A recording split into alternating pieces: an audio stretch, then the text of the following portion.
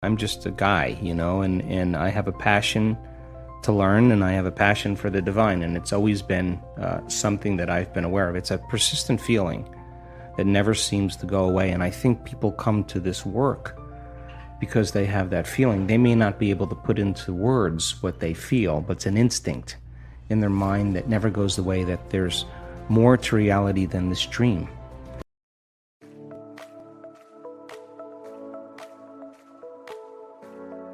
Welcome to Good Vibes.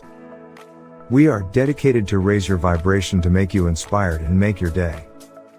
Before we start, hit the subscribe button and the bell button next to it. Enjoy the video. I now know that if I can speak it in a way that nothing is left to conjecture, nothing is left to superstition, nothing is left to dogma. They know exactly what they're doing and why. And the moment you know the what and the why, the how starts to get easier. So I will deliver concepts, ideas, mix different forms of science to create a model of understanding. And I now know that if that person, as I develop this model of understanding, can explain that model to someone else, they're wiring it in their brain. They're installing the hardware. If they can't explain it, it's not wired in their brain, and they're not going to believe that they can do it. So if they can turn the person next to them, between the two of them, and build a model of understanding, they're making their brain fire in new sequences and new patterns and new combinations. They're changing their mind. Mind is the brain in action. If I keep reminding them of what they're learning, nerve cells that fire together wire together. They're installing the circuitry. Now, the next step is to provide the environment and give them the proper instruction to get their behaviors to match their intentions, to get their actions equal to their thoughts, to get their mind and body working together. If they do, they're going to run into a new experience. Now, the crazy thing about the experience is learning is making new synaptic connections. That's what learning is. Research shows that if you pay attention and learn something new and you repeat it just for an hour, you're going to double the number of connections in your brain. That's a lot, 1,600 to the 3,200 connections. That's a lot of extra connections. But if you don't review it, if you don't think about it, if you don't repeat it, those circuits prune apart within hours or days. So if learning is making new connections, then remembering is maintaining and sustaining those connections. You got to review it. It's so much easier to forget than remember when it comes to this stuff, and it's a constant process. So then, if they can get their behaviors to match their intentions, and they have a new experience enriches the philosophical circuits in the brain. But when those neurons string into place, the brain makes a chemical. And that chemical is called a feeling or an emotion. When you start feeling unlimited, when you start feeling worthy, when you are having an experience that causes you to be more in love with life, it is that chemical release from the limbic brain that teaches your body chemically to understand what your mind has intellectually understood. So if knowledge is for the mind, experience is for the body, and in that moment the person's embodying the truth of that philosophy, and now they're selecting and instructing new genes from the experience because the chemistry that's coming from the environment is information. And so genes make proteins, and all of a sudden they start wearing a different body. Repeat it over and over again. Do anything over and over again. Neurochemically, you'll condition your mind and body begin to work as one. Do it enough times, now your body will know better than your conscious mind. Now it's innate in you. Now it's second nature. Now it's simple. Now you know that you know. You may not know how you do it. You don't know how you know how, but you can do it because it's subconscious now. So now that implicit memory, now you're mastering that knowledge. You're mastering the philosophy. You're becoming the knowledge. You're embodying it so much so that it's automatic, it's effortless, it's easy. So when we started looking at people's ability to regulate their brainwaves, we just published the paper. It just got released yesterday. Our students in our community can do it in 4 seconds, 5 seconds, 9 seconds, 11 seconds. It's not like, hey, I'm getting to the divine ahead of you. It's just like they've done it so many times, like it's like driving a stick shift. It's not a difficult thing, but they practiced. And they came up against their blocks. They came up against their limitations. They came up against their frustrations. They came up against their analytical mind, and I want them to in a week-long event, because if not now, when? Now is the new later, and let's do it now, right? Yes. So then what we learned when we started studying brains, well, we were doing pre and post measurements, and we've got thousands and thousands of brain scans. We have real-time brain scans too, and when I started seeing people whose brains were getting worse during a meditation, I said to them, what are you doing in there? And 100% of the time, they were analyzing their life or themselves within some disturbing emotion. And if emotions are the record of the past, and those emotions are derived from the hormones of stress, they were thinking in the past. And I learned right in that moment that if I got the person past the emotion, cross the river of change with me, forget about the emotion, just keep overcoming it. Forget about the past. Dragging people out of their past is the work. And so when we started studying those brains and we started seeing changes, pre and post measurements, I realized the change wasn't just in their mind. It was actually in their brain. And that we were measuring different compartments of the brain, and when we're living in stress and we're living in survival, when the brain is aroused into those high beta brainwave patterns and we're out of balance and we're trying to predict and control everything in our life, and we're shifting our attention from one person to another problem, to another thing, to another condition. Every person, every object, everything, every place has a neurological network in your brain. So as the person was aroused by the hormones of stress like a lightning storm in the clouds, their brain was firing very incoherently. Different compartments were out of sync with other compartments of the brain. And if your brain is incoherent, you're incoherent. And if your brain isn't working right, you're not working right. So if it requires a clear intention and elevated emotion to begin to change reality, and you have an incoherent brain, what kind of signal are you sending out into the field? Pretty static. In fact, better way to say it is you have no Wi-Fi signal. You're separate. And the hormones of stress create separation. And when you're sitting in a staff meeting and you're looking at that person and you just want to punch them in the head, or you want to throttle them in some reason, or you're angry on traffic and you're turning on those hormones, you're stepping on the gas. But at the same time, you can't fight, you can't run, you can't hide, you're stepping on the brake. You step on the gas and the brake at the same time, your heart starts beating incoherently and energy leaves the brain and heart. We've seen this so many times. So then, if the thought is the electrical charge in the quantum field, and the feeling is the magnetic charge, and how you think and how you feel creates your state of being, then we got to get energy right into this center right here. Because if you're going to believe in that future that you're imagining with all of your heart, it better be open and activated. And we got to teach people how to create heart coherence. And we have beautiful imagery to show that when a person's heart is coherent, like taking a big sheet and just flushing it, just whipping it like that wave that's created, the heart begins to send profound waves of energy into the brain, and the brain goes into a creative state. So the heart is the creative center. And our heart begins to drive our brain into more alpha patterns, more creative patterns.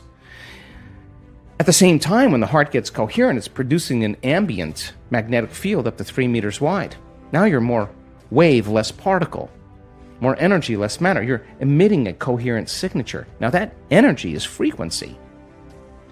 And that frequency carries information. So when energy begins to activate the heart and you're giving thanks for the event before it's happened, your body's so objective, it's believing that it's happening to you, because what is the emotional signature of gratitude? When you get something favorable, you receive something favorable, something just happened to you that you like, something's happening to you, you say, thank you. The feeling of gratitude, the emotional signature, means it's happening to you, it's already happened. So it is the ultimate state of receivership. So teach a person how to give thanks before it happens, open their heart, and their heart's like a pounding of a drum or dropping a pebble in water, is producing this field. It's that energy, that creative energy, can carry the thought of their health. It can ride, that intention can ride on the wave. That could be wealth, new relationship, suffering.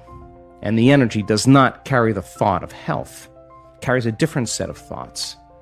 So people say to me, well, I can't open my heart. Well, I ask them, well, what do you practice feeling all day long anyway? Because you're so good at feeling something else, you haven't practiced feeling it. So then, when we teach people this formula, they have to keep overcoming their thoughts, overcoming their impatience.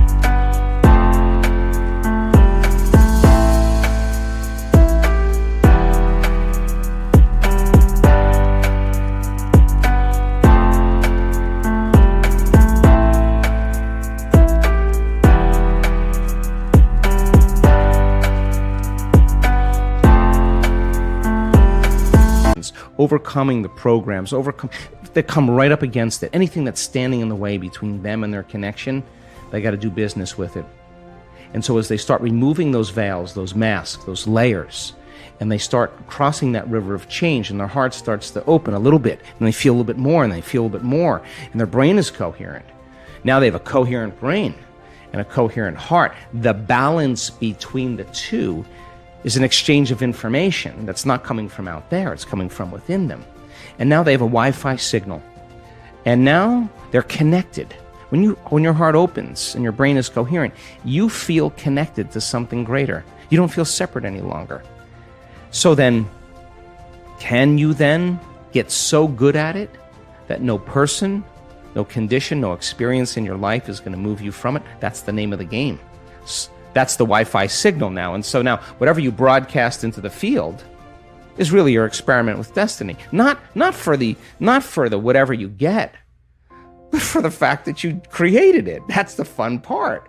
And then, so many people, I have people in our work that created so much wealth. The first thing they did? They gave it away. Well, of course they would, because they now believe they can create it again. So now what? Now you just get good at giving. It's no longer about that. What do you want? You're going to get that car, and then you're going to be like, I'd rather drive the Mini. I don't really care about that whatever car. I'm just happy with what I have. So when you're at that point where you're so whole that you don't care what people think about you, when you're so happy with yourself that you're free, you don't care what you look like, you're just happy with you, man, that's freedom for people. That's so much freedom. So it brings me great joy to witness transformation. And that formula then, I always tell people, don't work on your healing. Work on learning the formula. Once you learn the formula and get it down, the healing will be the side effect of your personal change.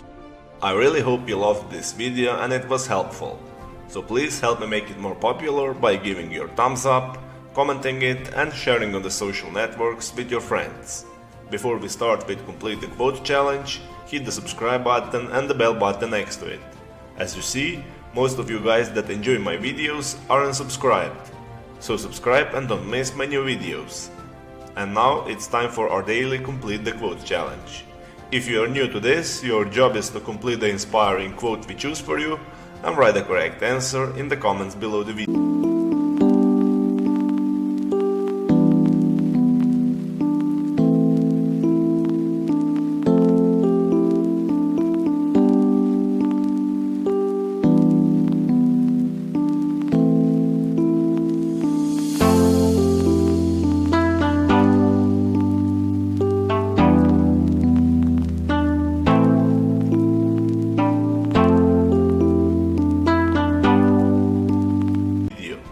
If you can give us the right answer first, you're the winner of this daily challenge. In the previous video, we had a quote that belongs to Joe Dispenza. We were looking for two words. The quote goes like this: "We cannot create a new future by holding on to the emotions of..." And the correct answer was the past. So we cannot create a new future by holding on to the emotions of the past. Congratulations to everyone with the correct answer. And to everyone who tried but didn't guess the answer. Today we also have the quote from Dr. Joe Dispenza. The quote goes like this: "When you believe in yourself, you believe..." So we are missing for two words. If you know the correct answer, write it down in the comment section. Even if you're not sure what the correct answer is, try and guess, and find out the right answer in the next video. If you like this video and our challenge, give your thumbs up and share it with your friends. Spread the word. And don't forget to subscribe and hit that bell button. By doing that, you'll get noted when my new video and new challenge is out. If you really like what we do here and want to support us, you can join our channel and our community for a symbolic fee and gain many other additional features. You can also support us by giving thanks under the video. Stay good and have a great day.